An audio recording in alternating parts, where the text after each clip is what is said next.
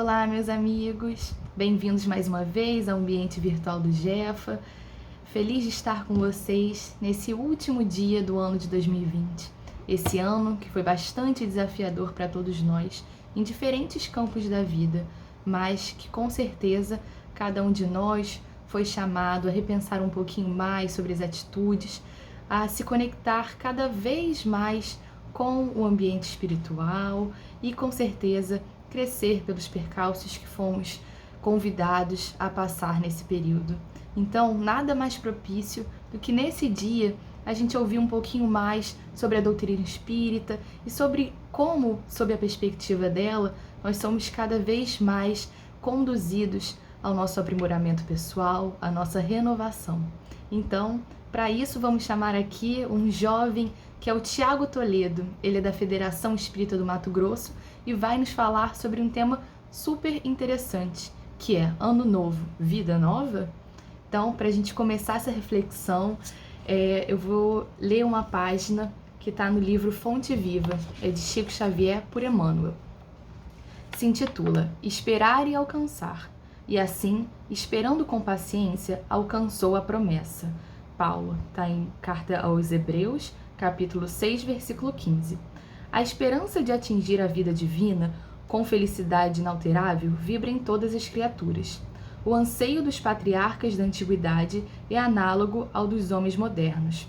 O lar coroado de bênçãos, o dever bem cumprido, a consciência edificada, o ideal superior convenientemente atendido, o trabalho vitorioso, a colheita feliz. As aspirações da alma são sempre as mesmas em toda parte. Contudo, esperar significa persistir sem cansaço, e alcançar expressa triunfar definitivamente.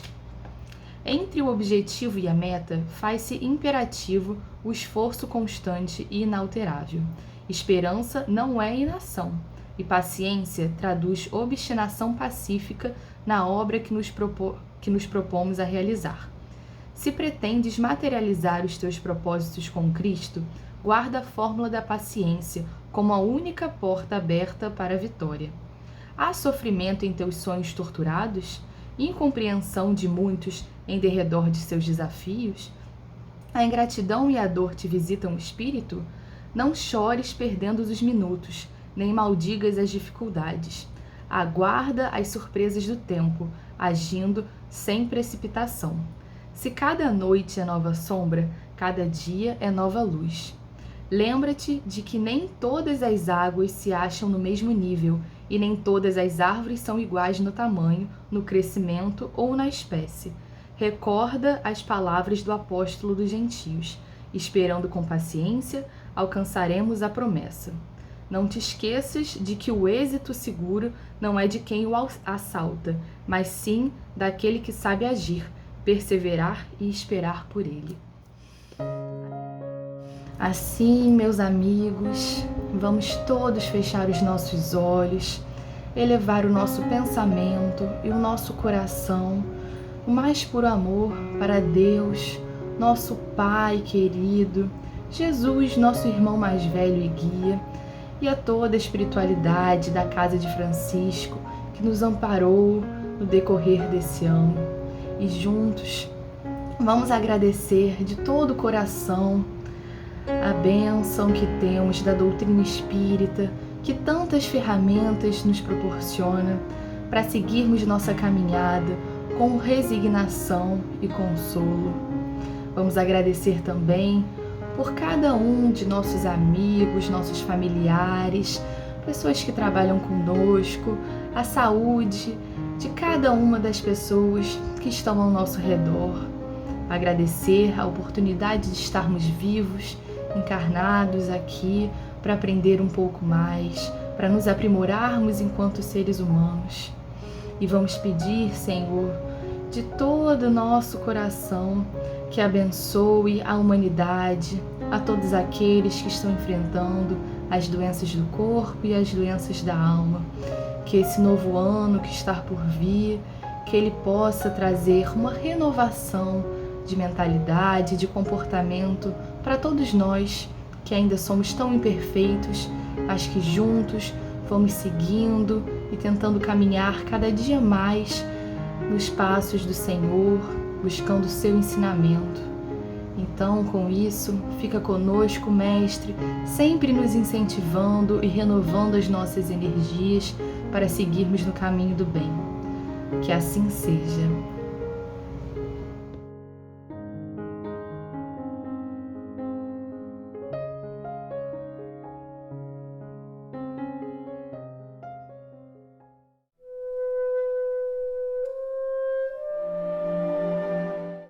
Olá, amigos. É com muita alegria que a gente retorna aqui ao espaço virtual do nosso grupo espírita Francisco de Assis, o GEFA de Niterói, diretamente de Cuiabá, Mato Grosso, transmitindo o abraço da nossa parte da família que permanece aqui desse lado, a parte da família que acompanha por aí. Transmito o abraço especial da nossa família da Federação Espírita do Estado de Mato Grosso, agradecendo o espaço para essas reflexões, o espaço de contato, a parceria de sempre e o carinho com que nos foi dirigido o convite para conduzir as reflexões dessa nossa última atividade do ano de 2020. Uma atividade que busca refletir precisamente sobre o ano novo, as possibilidades que 2021 nos traz e que nasce desse contexto desafiador que a gente está experimentando nesse momento, esse momento final de 2020. Foi um ano excepcional, tanto especialmente, aliás, pelas situações desafiadoras que nós passamos, individualmente e coletivamente. Então, é preciso situar que as nossas reflexões, elas nascem desse contexto, elas não desconsideram esse contexto desafiador.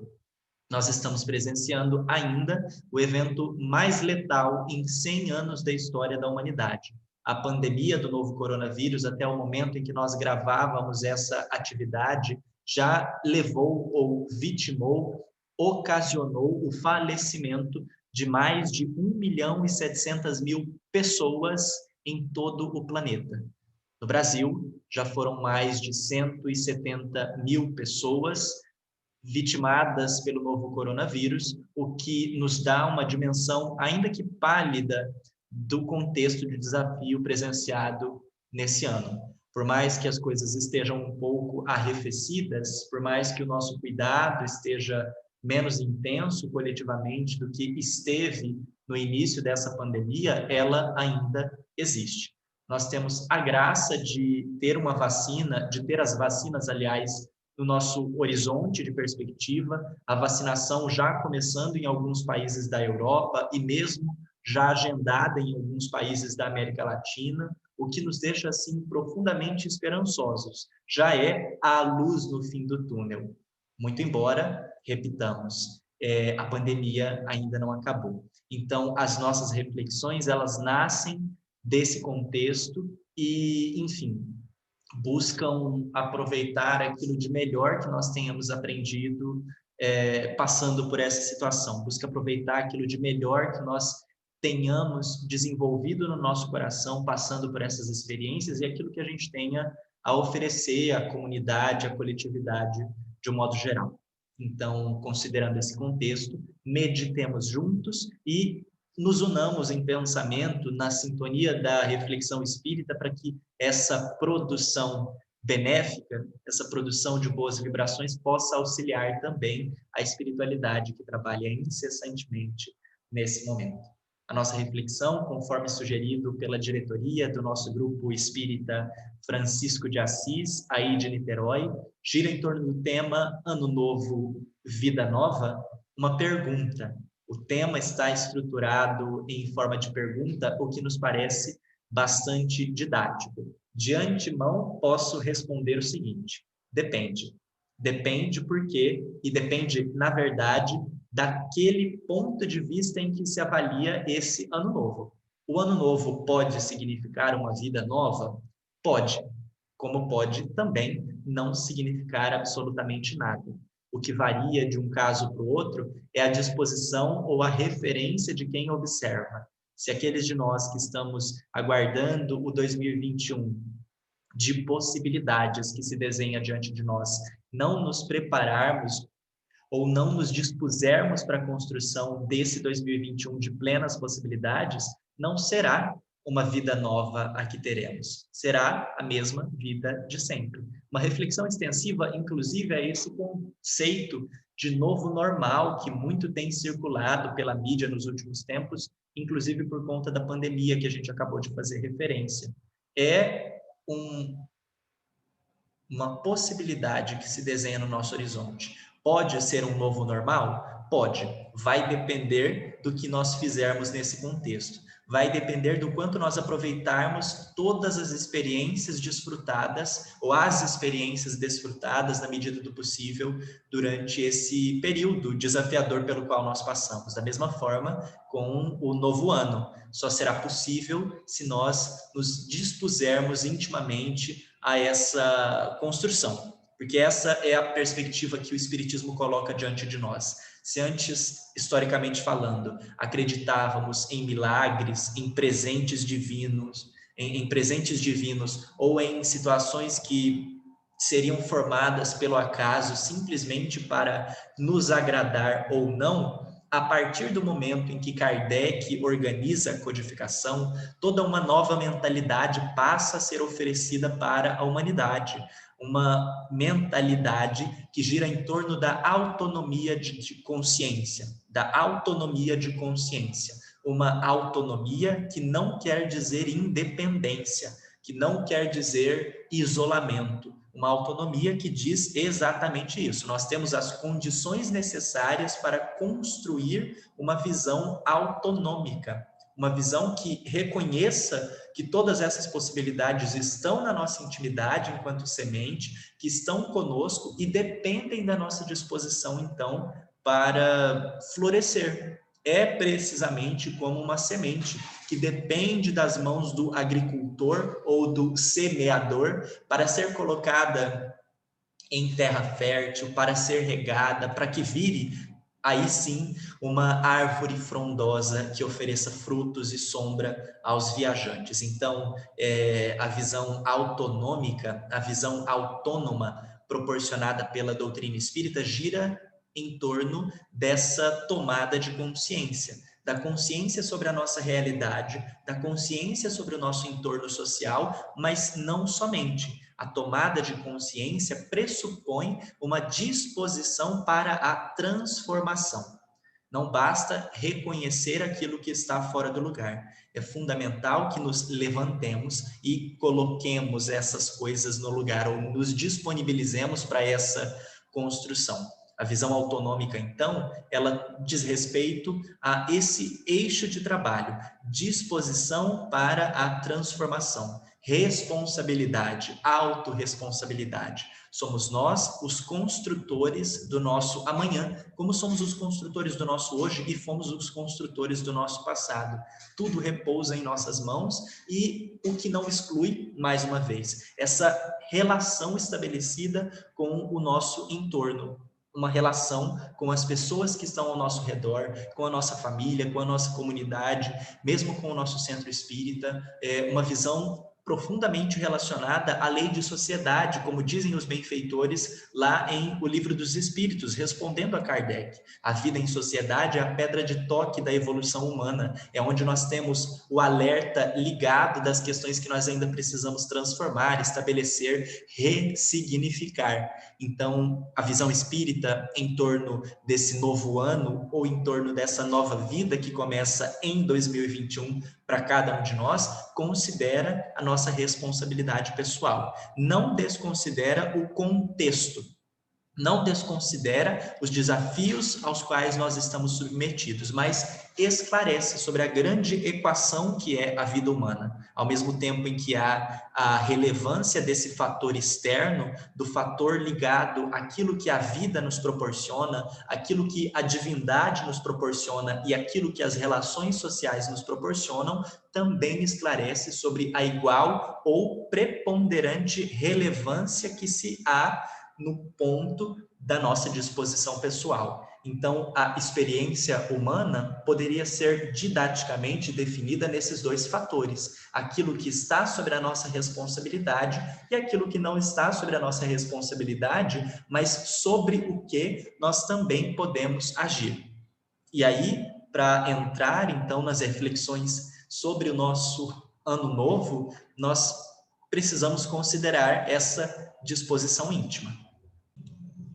Eu estou considerando aqui, ao fazer referência a esses conceitos, que você, assim como eu, está disponível para construir uma vida nova nesse novo ano. E aí eu acredito que para que a reflexão fique um pouco mais didática e aplicável, para que haja uma ponte entre o conhecimento espírita e a nossa vida, a nossa existência, a gente pode considerar dois instrumentos muito interessantes para essa jornada que nós iniciaremos agora e que terá culminância no final de 2021. São eles: a avaliação do que passou e o planejamento do que virá. São dois elementos sobre os quais eu gostaria de conversar com um pouquinho mais de cuidado agora, e para que a gente faça a nossa programação íntima, pensando sobre esses elementos, pensando sobre algumas referências que a gente trouxe aqui para compartilhar. Medite sobre como estabelecer uma ponte entre esses conceitos e a minha vivência prática.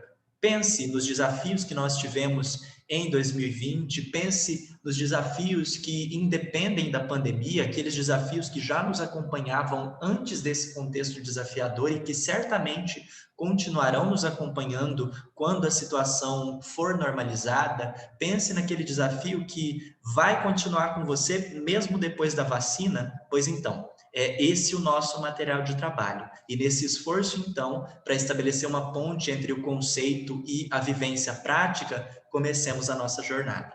Desses dois instrumentos que nós listamos para a construção dessa nova vida em 2021, o primeiro deles é, como eu acabei de falar, a avaliação do que passou. É uma perspectiva que está calcada em uma orientação que nós encontramos lá em O Livro dos Espíritos. Na questão 919, nós temos contato com um dos conhecimentos, eu acho que mais populares da doutrina espírita, daqueles mais comentados. Com certeza vocês já ouviram falar em alguma das exposições que vocês assistiram aqui no Jefa, ou em alguma outra exposição que vocês assistiram por aí. É a pergunta onde Kardec assim se dirige aos benfeitores: qual o meio prático mais eficaz que tem o homem de se livrar, ou de se melhorar, melhor dizendo, nesta vida e de resistir à atração, do mal? Ao que o benfeitor responde: um sábio da antiguidade vô-lo disse: conhece-te a ti mesmo. Veja bem, o meio prático ou o meio mais eficaz que todos temos à nossa disposição, aqui o homem é utilizado no sentido de humanidade, para nos melhorarmos nessa vida e resistir às atrações do mal. E atrações do mal a gente pode interpretar como as nossas próprias dificuldades íntimas, a gente pode interpretar dessas duas formas: as nossas dificuldades íntimas e as influências espirituais exteriores, que não surgem do nada, mais uma vez. Quando Kardec vai estudar o fenômeno da obsessão lá em O Livro dos Médiuns, em outros trechos, outros pontos da codificação e das suas obras, ele é muito claro ao afirmar que o fenômeno obsessivo não surge do nada. O fenômeno obsessivo, a influência de um espírito, de uma inteligência exterior ao nosso comportamento, à nossa vontade, aos nossos pensamentos, depende de um elemento que gere sintonia, de um elemento na nossa intimidade que funciona como o plugue no qual será ligada a tomada da obsessão. É necessário que eu traga a fonte, a mazela, a questão, para que os espíritos se aproveitem negativamente nesse sentido. Então, voltamos àquilo que nos referíamos agora há pouco. Está nas nossas mãos. Esse é o mal, e é o que Kardec se refere ao fazer essa pergunta 919 aos benfeitores. Ao que esse benfeitor responde: um sábio da antiguidade já vô-lo disse: conhece-te a ti mesmo. Estabelece, mais uma vez, o parâmetro da autonomia para a construção da felicidade. Conhecer a minha realidade íntima, conhecer o que eu tenho oferecido ao universo, conhecer o que eu tenho oferecido às pessoas ao meu redor é preponderante para que eu consiga melhorar nessa vida. Por mais que essa questão seja objetiva e bem direta, Kardec não se dá por satisfeito. Faz um desdobramento que aí sim, eu acredito que é bastante conhecido no movimento, se referindo ou questionando os benfeitores nos seguintes termos: nós conhecemos a sabedoria dessa máxima, porém a dificuldade está precisamente em cada um conhecer-te a si mesmo. Qual o meio de consegui-lo? Ao que o benfeitor responde: fazei o que eu fazia quando vivi na terra. Ao fim de um dia, interrogava a minha consciência, passava revista ao que fizera e perguntava a mim mesmo se não faltara algum dever, se ninguém tivera motivo para de mim se queixar. Assim, o benfeitor segue e ele assina essa resposta. É uma das respostas em O Livro dos Espíritos que conta com a assinatura de um espírito. Ele assina como sendo Santo Agostinho, dizendo então da sua experiência prática e nos fornecendo um modelo possível para que a gente tenha contato com essa avaliação do que nós já passamos. Essa é uma pergunta muito interessante, talvez seja bastante difundida, porque ela fornece exatamente esse modelo de trabalho. É um modo de pensar que pode ser aplicado a outras situações. Quando então o objeto é avaliar o que nós passamos, as experiências que nós já vivenciamos e como nós temos nos saído nessas experiências, nós podemos recorrer a esse modelo exemplificado por Santo Agostinho. A gente pode buscar passar em revista o nosso dia quando do seu fim. Antes de dormir um pouquinho, eu faço a minha pausa, talvez antes de deitar, para não dormir enquanto eu estou fazendo esse exercício, ou para quem já tem mais disciplina, pode ser deitado mesmo, ali nos momentos finais da nossa atividade, depois de um dia de trabalho, depois de um dia de experiências. E eu penso, então, no que foi feito, no que poderia ser feito de forma diferente e tento, de alguma forma, estabelecer uma programação para o dia seguinte para que o que não foi feito ou o que foi feito de forma inadequada seja corrigido, tendo inclusive em mente essa perspectiva que ele colocou. Será que o Espírito coloca na resposta? Será que eu ofendi alguém? E eu medito sobre isso. Agora, o que é interessante perceber desse modelo é que isso não precisa ser uma exclusividade do dia de trabalho. Há algumas outras orientações espirituais que fazem referência a essas avaliações cíclicas. Para nós, seres humanos, imersos em uma cultura extremamente dependente do nosso calendário, dos compromissos estabelecidos na nossa agenda, esses ciclos são muito significativos. Não só o fim de um ciclo de um dia de trabalho. Pode ser uma avaliação semanal, pode ser uma avaliação mensal, pode ser uma avaliação semestral ou mesmo uma avaliação anual, aproveitando inclusive desse clima de fim de ano que todos nós estamos experimentando. Eu posso aproveitar essa situação para me perguntar sobre o meu proveito nessa circunstância, sobre como tem sido o meu desempenho. Eu não preciso fazer isso só no fim de um dia. É muito importante que essas avaliações se tornem um hábito para que eu vá ganhando propriedade sobre o que eu tenho feito na minha rotina de trabalho, para que isso, inclusive, seja um laboratório, uma prévia do que será feito no final da minha existência. Essa é a orientação dada por alguns outros benfeitores. Essa avaliação feita ciclicamente, ela é uma prévia daquilo que é feito no dia da nossa desencarnação, no dia que nós encerramos a nossa vida, no dia da nossa morte, melhor dizendo, quando encerrada a atividade no corpo físico, nós temos contato com aquilo que o Evangelho chama, aquilo que Jesus faz referência como sendo o dia do juízo, ou o dia do juízo final. Historicamente falando, esse dia do juízo final tem sido interpretado pelas religiões tradicionais como sendo o dia em que será montado um tribunal sobre a terra, onde nós seremos diretamente avaliados pelo Cristo e pelos seus emissários e condenados ou condecorados a depender da forma como nós vivemos. É o dia do juízo final, onde nós voltaremos dos mortos para ser avaliados nesses termos e para que seja dito: você vai para o céu, você vai para o inferno, você mereceu e você não mereceu.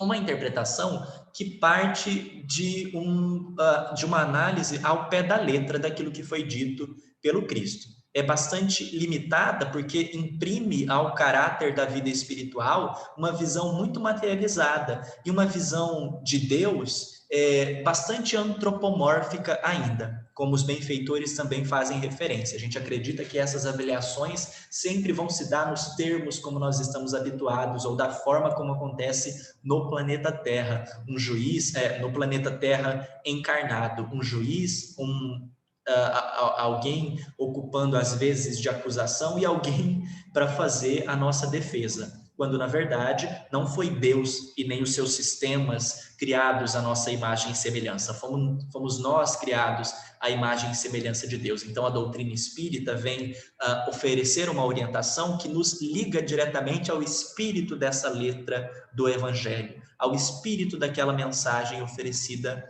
pelos benfeitores espirituais, oferecida por Jesus, melhor dizendo, e registrada pelos seus evangelistas. Dentro da compreensão espírita, então, esse dia do juízo final nada mais é do que o dia da nossa morte, quando nós passaremos em revista todas as experiências pelas quais nós passamos ao longo da nossa existência. É quando nós assistiremos ao também muito comentado filme da nossa vida. Ele existe e a avaliação não é exterior. Seremos nós, com a nossa consciência, avaliando aquilo que foi planejado antes de nós reencarnarmos e aquilo que foi feito ou foi desempenhado de fato. Isso é tratado por Kardec em O Céu e o Inferno, quando ele fala das penalidades e dos gozos futuros, né, da justiça divina, e também por alguns outros benfeitores. É demonstrado, por exemplo, com riqueza de detalhes, nas obras de André Luiz, quando ele descreve o retorno à dimensão espiritual de inúmeros encarnados, de pessoas, inclusive, da mesma condição evolutiva do que nós. André Luiz, inclusive, fala daqueles que ele chama de completistas, os espíritos que conseguimos retornar à dimensão espiritual tendo cumprido integralmente o que nós havíamos programado. Vocês sabem, já fizemos referência em algumas outras oportunidades também a essa programação espiritual. Está dito pelos benfeitores em O Livro dos Espíritos que antes de nós reencarnarmos, nós escolhemos os aspectos gerais das provas pelas quais nós passaremos. Os aspectos gerais, quais sejam a área de atuação profissional, a vinculação familiar, mesmo a vinculação a uma família, um contexto familiar. Isso está dito pelos espíritos nesses termos em O Livro dos Espíritos, a escolha das generalidades em torno da nossa reencarnação, e está demonstrado pelos benfeitores nas obras complementares, como Manuel Filomeno de Miranda, André Luiz, que mostra o funcionamento em nosso lar do Ministério da Reencarnação, quando nós sentamos para elaborar uma programação de reencarnação, uma programação reencarnatória, que inclui esses elementos gerais da vida em sociedade, da relação com outras pessoas,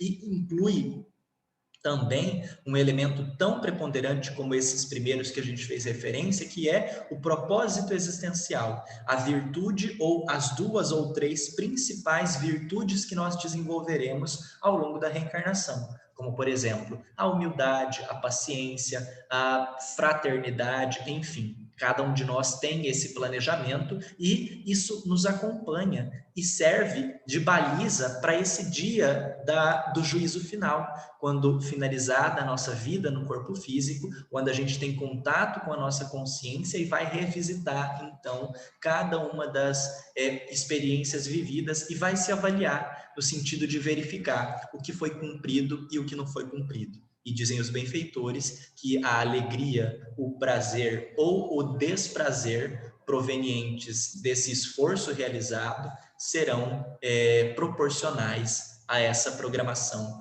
estabelecida. Então, toda avaliação que nós fizermos ao final de um dia, como sugere Santo Agostinho, ou ao final de um ciclo, de uma semana, de um mês, de um bimestre, de um semestre ou de um ano, é um grande ensaio para essa grande avaliação que será feita no final da nossa existência. É uma forma que nós temos de não nos surpreendermos. Não será possível pretextar ignorância.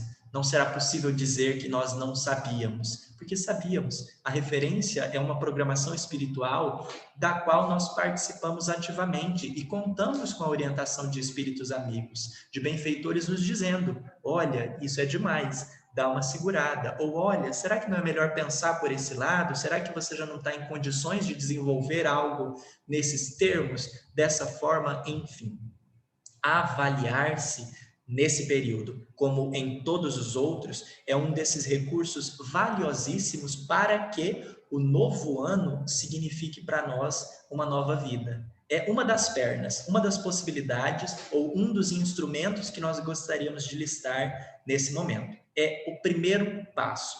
O segundo diz respeito ao que fazer a partir dessa avaliação.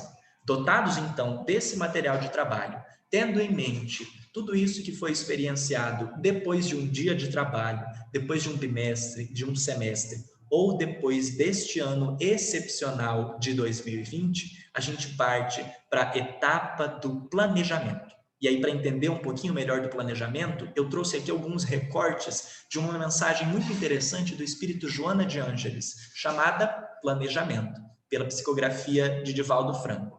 É um trecho, são alguns trechos dessa mensagem, onde ela diz o seguinte: a improvisação é responsável por muitos danos. A improvisação é recurso de emergência. Programar para agir é condição de equilíbrio.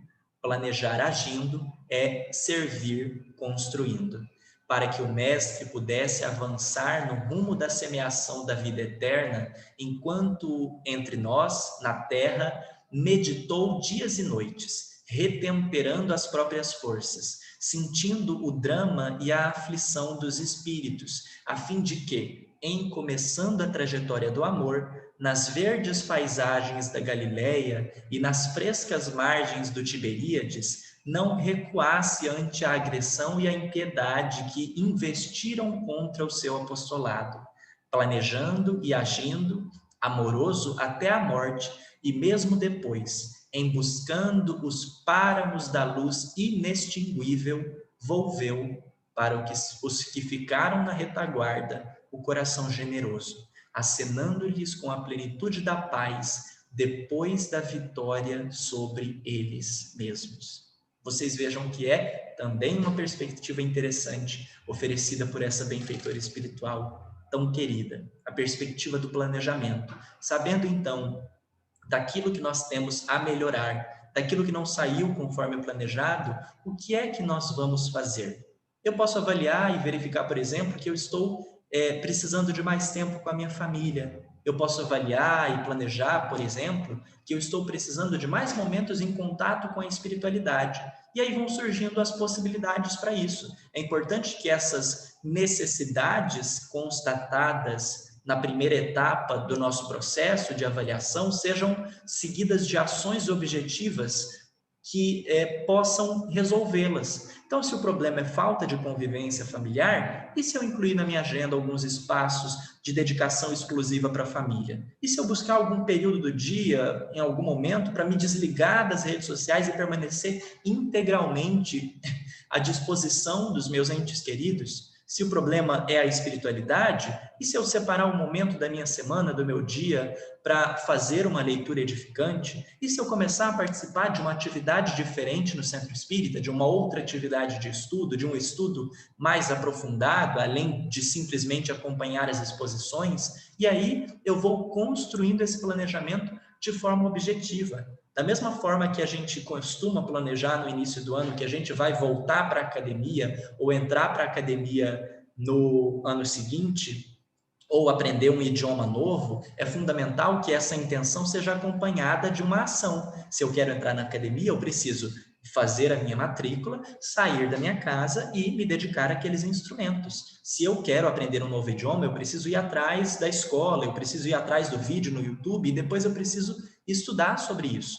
Da mesma forma, os nossos planejamentos de âmbito intrapessoal ou de âmbito mais espiritual, como esses que a gente fez referência agora. Se é conviver com a família, qual será a forma objetiva de alcançar isso? Se é conviver com a espiritualidade, qual será a forma objetiva de alcançar isso? Se for necessário, eu posso adotar alguns recursos didáticos. Eu posso escrever sobre isso na minha agenda, eu posso escrever sobre isso em um documento online, eu posso escrever sobre isso na minha conversa de WhatsApp, enfim.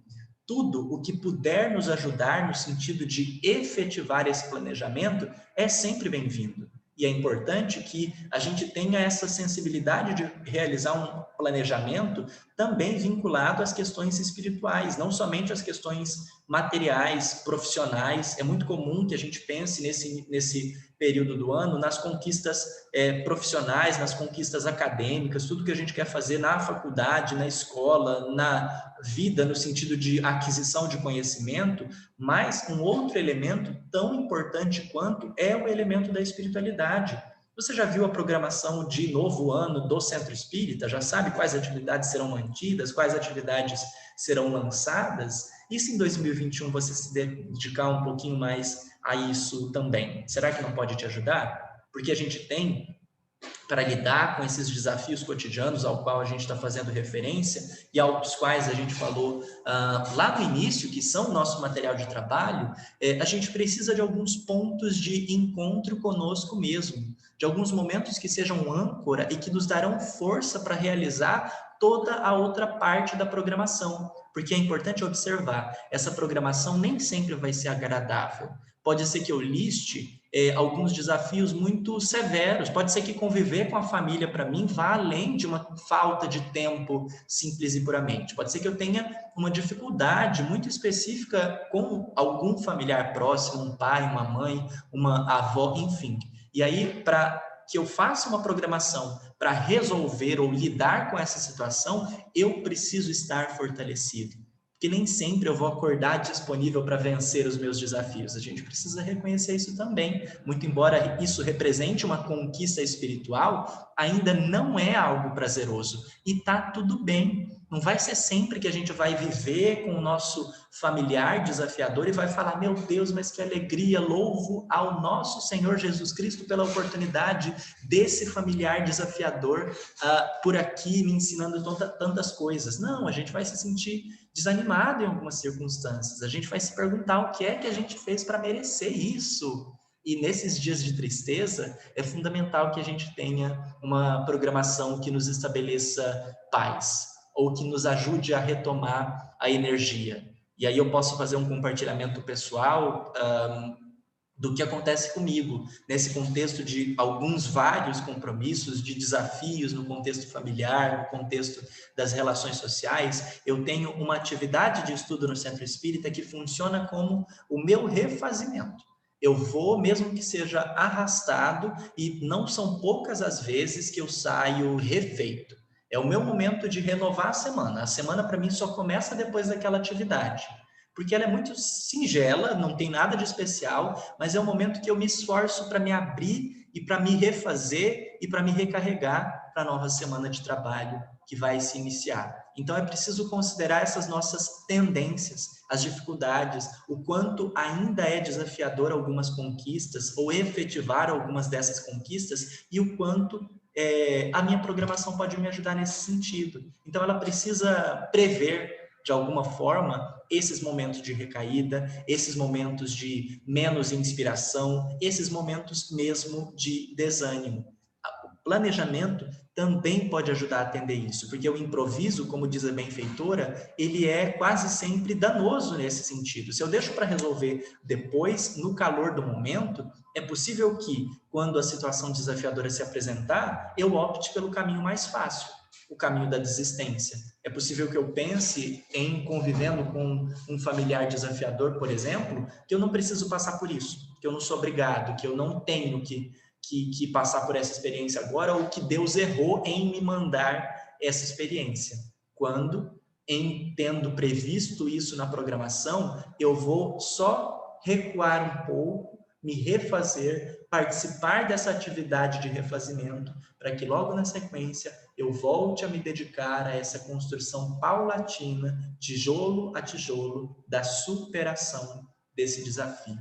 Planejar, então, meus amigos, é a outra das faces desse processo que nós consideramos fundamental para que um novo ano signifique, de fato, uma nova vida para cada um de nós. Agora, tem alguns elementos que vão lubrificar o funcionamento dessas engrenagens, que vão suavizar e dar uma característica genuinamente cristã a esse processo ao qual nós estamos nos referindo.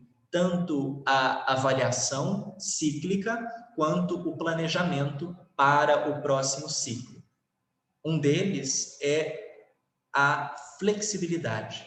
É importante que eu saiba que nem tudo vai sair conforme planejado, como talvez já não tenha saído, e tenha a maleabilidade para lidar com isso sem exigência. Porque se eu faço um planejamento e escrevo isso como recurso didático, ou me vinculo a esse planejamento para fazer referência a ele ao longo do ano e algo não dá certo, eu posso entrar num movimento de culpa muito significativo.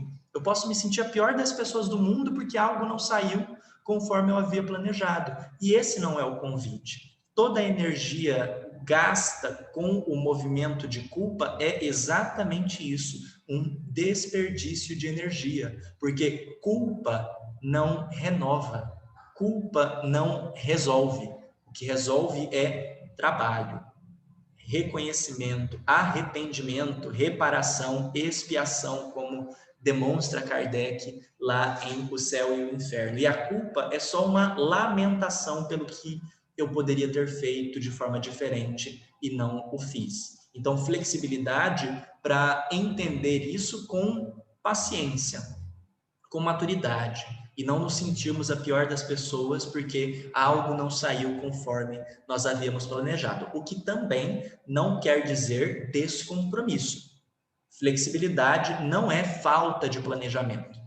Falta de planejamento é a improvisação que a nossa benfeitora Joana de Ângeles caracteriza como negativo, se for adotado como modo de funcionar. Então, nem tanto ao céu, nem tanto ao mar. É preciso encontrar um equilíbrio nesse sentido, de trabalho ativo. Para que esse esforço todo seja suave e leve. Esse planejamento não deve ser pesado. Essa avaliação não deve ser um julgamento. Senão a gente resgata aquela ideia do tribunal tão característica nas religiões tradicionais. A ideia espírita gira em torno, mais uma vez, da autonomia, que pressupõe responsabilidade. Então, reconhecer aquilo que não deu certo e planejar para que aconteça de forma diferente. E se não deu certo de novo, acolher. Um outro elemento que precisa estar em consideração para lubrificar as engrenagens desse empreendimento é o sentimento de aprendiz. Reconhecer a nossa realidade enquanto espíritos imperfeitos, a nossa realidade enquanto espíritos ainda em evolução, juntamente do nosso potencial enquanto espíritos imortais. O sentimento de aprendiz está profundamente ligado e vinculado a uma noção de humildade. Humildade não aquela falsa que costuma desconsiderar as nossas possibilidades. Ah, não fala assim de mim que eu sou uma pessoa humilde. A definição utilizada para a humildade nesse contexto é exatamente essa que a gente acabou de compartilhar. Uma consciência da nossa possibilidade limitada para o momento. Eu, encarnado enquanto Tiago num planeta de provas e expiações, de fato, tenho poucas possibilidades à minha disposição, enquanto virtudes já conquistadas. Porém, uma consciência também do meu potencial enquanto espírito imortal. Mesmo Tiago, encarnado em um planeta de provas e expiações, continuo sendo um espírito imortal, o futuro governador de uma galáxia, irmão de Jesus, que em algum momento também alcançará o mesmo nível de maturidade do mestre. Então, eu fico com isso à minha disposição. As parcas possibilidades e o potencial infinito, desenvolvendo a humildade essencialmente e nos ligando ao sentimento de aprendiz. Aprendiz que aprende com o erro e com o acerto. Aprendiz que aprende com a repetição da experiência, passando inúmeras vezes pela mesma situação, em algumas se saindo melhor, outras não, mas sem desistir de caminhar. Porque é precisamente o cuidado ao longo da jornada que caracteriza o amadurecimento do espírito. É precisamente não desistir, não olhar para trás no sentido de desanimar, que nos ajuda a seguir adiante ao infinito e além. E o que nos auxiliará a termos, de fato, uma vida nova no ano novo que se inicia. É um período do ano, meus amigos, que eu considero muito agradável. É muito bom poder pensar sobre isso, sobre a nossa vida, sobre o que foi feito e sobre o que vai ser feito no próximo ano. Pensar com carinho sobre as possibilidades e, mais uma vez, fazendo referência a esse contexto desafiador da pandemia. A 2021, cabe o desafio ou cabe a promessa de apresentar aos brasileiros a vacinação em massa. É a 2021 que cabe nos reapresentar os abraços seguros, talvez os reencontros no centro espírita, presencialmente, enfim.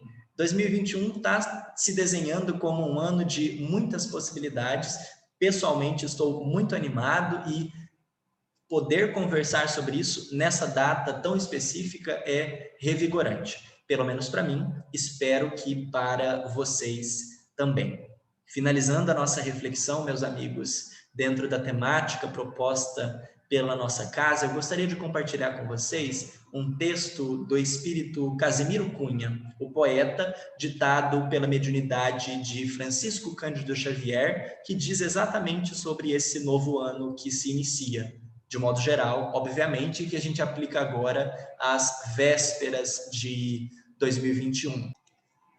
O texto se chama Carta de Ano Bom e diz o seguinte: entre um ano que se vai e outro que se inicia, há sempre nova esperança, promessas de novo dia. Considera, meu amigo, nesse pequeno intervalo, todo o tempo que perdeste sem saber aproveitá-lo. Se o ano que se passou foi de amargura sombria, nosso Pai nunca está pobre do pão, de luz, da alegria. Pensa que o céu não esquece a mais ínfima criatura e espera resignado o teu quinhão de ventura. Considera, sobretudo, que precisas doravante encher de luz todo o tempo da bênção de cada instante. Sê na oficina do mundo o mais perfeito aprendiz, pois somente no trabalho teu ano será feliz. Não esperes recompensas dos bens da vida terrestre, mas volve toda a esperança à paz do Divino Mestre.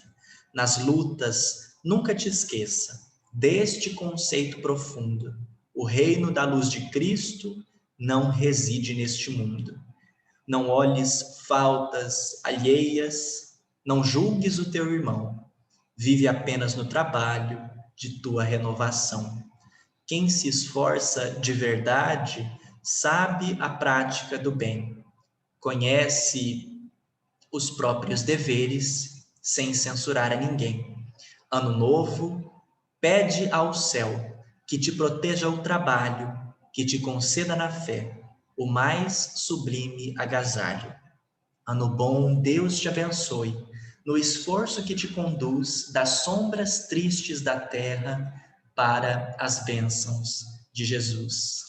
Casimiro Cunha. Meus amigos, uma boa perspectiva para esse momento singular que nós vivemos. Ao revisitar o nosso ano de 2020, pode ser que a gente se depare com algumas situações muito severas. Pode ser que a gente se depare com um revés financeiro que se prolonga até o momento atual. Pode ser que eu tenha sido visitado em casa pela pandemia do novo coronavírus. Pode ser que eu tenha me saído bem, que todos que eu amo tenham se saído bem, ou pode ser que a dor da separação tenha me visitado. O fato é que todos esses elementos, por mais dolorosos, significativos que sejam, são patrimônios da nossa jornada evolutiva. São patrimônios do Espírito, que se utiliza das situações dolorosas e das situações estimuladoras para aprender e seguir adiante. Pode ser que eu tenha sido visitado em alguns momentos pela desesperança, pelo desânimo, pela dúvida sobre a razão de nós estarmos em pleno século XXI passando por uma situação tão desafiadora que nos demonstrou tantos maus exemplos, tantos episódios de falta de compromisso com a vida humana, tantas situações que nós não imaginávamos passar. Pode ser que isso esteja se avolumando na minha intimidade e surja em algum momento como uma falta de fé na humanidade. Pode ser que ao rever tudo isso, eu considere que não há mais jeito, que não há como as coisas melhorarem. E aí surge, meus amigos, a beleza do pensamento espírita, a beleza própria do pensamento cristão, que veio exatamente para os desvalidos, para nós que nos encontramos desesperançados, para nós que nos encontramos doentes. Não vim para os sãos, porque esses não precisam de remédio, dizia Jesus, conforme anotado no seu Evangelho. Então, o pensamento espírita, como a revivescência do próprio pensamento cristão, serve para nos recordar que a noite ou a madrugada é sempre mais escura antes do amanhecer. E nos momentos mais desafiadores, de desesperança e de desafio, é que a presença ignorada de Deus pode se fazer ainda mais bela, bastando que nós a enxerguemos. Então, em contato com esse material de trabalho, a perspectiva espírita nos recorda, como nas palavras de Casimiro Cunha, não estamos sozinhos e permanecemos vinculados diretamente ao coração do Mestre. Não é a qualquer timoneiro desexperiente ou inexperiente, melhor dizendo, que surja por aí. Nós permanecemos vinculados diretamente ao coração do Cristo, o Espírito mais perfeito que Deus nos ofereceu de modelo e guia em toda a história da humanidade. Desde o momento em que fomos criados pela divindade, nos dizem os benfeitores, já fomos acolhidos pelo Mestre, que já era perfeito naquela época e que permanece então caminhando ao nosso lado. Que o sublime amigo, o homem incomparável, nos visite nesse momento, nos auxiliando por meio dos seus emissários nessa avaliação do ano que se passou, no planejamento para o próximo ano e nos revigore intimamente os propósitos, para que entremos em 2021 disponíveis para nos tornarmos as melhores versões de nós mesmos e que isso se manifeste de inúmeras formas, sendo pessoas mais pacientes, mais atentas à nossa família, mais atentas ao nosso entorno social, mais vinculadas ao centro espírita. Você já pensou quando nós pudermos voltar ao contexto das atividades espíritas em segurança, depois de normalizada a situação da pandemia? Quais frentes você está sentindo mais saudade? Em quais delas você pretende se vincular?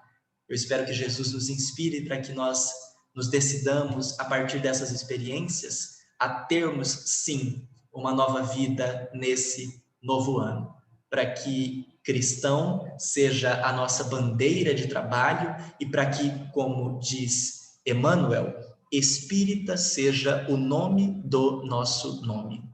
Um feliz ano novo, com Jesus no coração, e um abraço deste amigo, aqui de Cuiabá, Mato Grosso. Até a próxima, meus amigos.